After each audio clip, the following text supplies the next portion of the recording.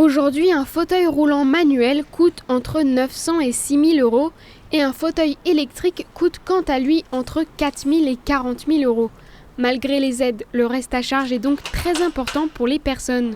Selon l'association APF France Handicap, si cette loi limite les produits pris en charge, c'est un vrai risque pour les personnes en fauteuil roulant. Nous, il y a une vraie crainte. Il y a une pétition qui a été initiée par un député, donc on a relayé au niveau de l'association, pour alerter et dire attention, l'idée de départ, certes, est bonne, puisqu'aujourd'hui, sur un fauteuil roulant, la prise en charge, elle est compliquée. Il y a plusieurs acteurs, la sécurité sociale, la mutuelle, la MDPH, et souvent, il y a un reste à charge important pour les personnes en situation de handicap. Donc l'intention de départ est bonne de dire qu'il n'y aura plus de reste à charge.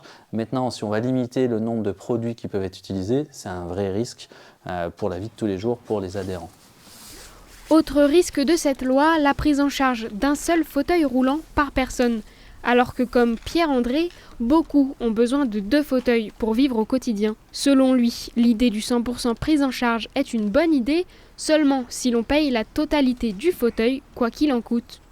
Ma pathologie aujourd'hui fait que je me déplace en fauteuil roulant manuel, parce que j'ai la chance de pouvoir conduire malgré mon handicap, donc j'ai un véhicule aménagé et tout ce qui tourne autour du handicap. Si j'ai mon fauteuil manuel, avec la proposition de loi de M. Macron pour 2024, il interdirait ce qu'on appelle le cumul de matériel. Le problème de cette proposition-là, c'est que si elle est adoptée comme elle est proposée aujourd'hui, ça va m'handicaper plus que ça. C'est comme si moi je vous proposais de financer vos chaussures ou quelque chose qui n'est pas adapté pour vous, mais on vous dit c'est où vous avez ça, ou vous avez rien.